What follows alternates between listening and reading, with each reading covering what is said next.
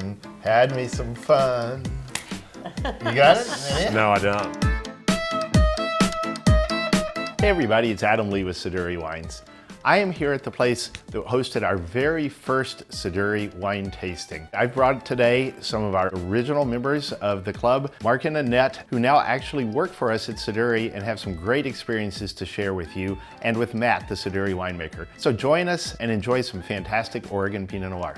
Cheers.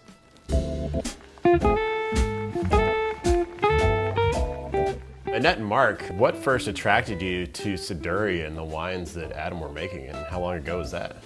Well, I have a friend that used to come out and visit. He and I were out wine tasting. The person who was behind the tasting bar said, if you like Pinot, try Siduri. Lo and behold, it was the best Pinot I had ever tasted.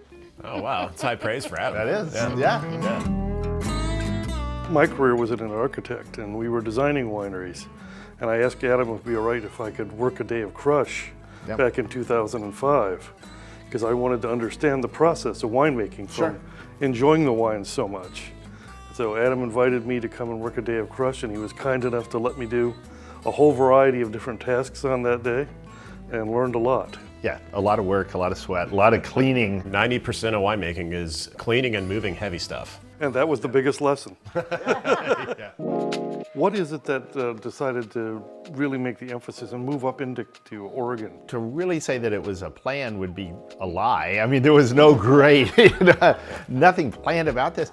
But we were like, sure, this was an exciting opportunity. A lot has grown and changed and evolved in a positive way, so that Oregon right now is, I think, at the highest level quality-wise consistently than it's ever been. We've never seen this. There's been just a wonderful string of vintages.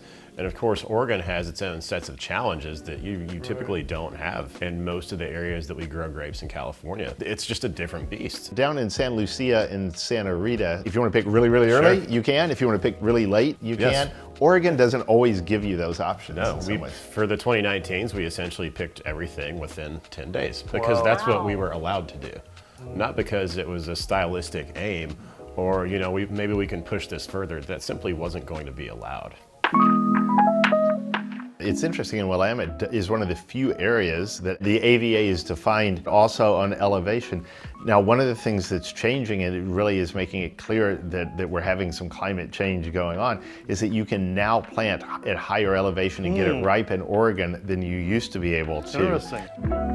I have found with Oregon, if you find that it's someone who they're going to have the wine with food, then I think they're going to gravitate sometimes to the Oregon wines, because the acidity and a little bit lower alcohol and not quite as heavy, that works really, really well with a lot of food. Surprisingly good with like a green chili, a chili verde. Yeah, wow. That's not on the particularly spicy side. Oh, that sounds We're good. kind of all arriving in the same place because mine is gumbo, something not too spicy, but you know, some pork, some seafood, you know, and kind of the acidity and some of the richness of some of the more ripe vintages from the Willamette Valley is quite an interesting pair. Thank you all for hanging out. Yes, it's been fun. Great. Thanks for all the help over the years. It's fantastic. It has Cheers. been a We've joy. enjoyed every moment.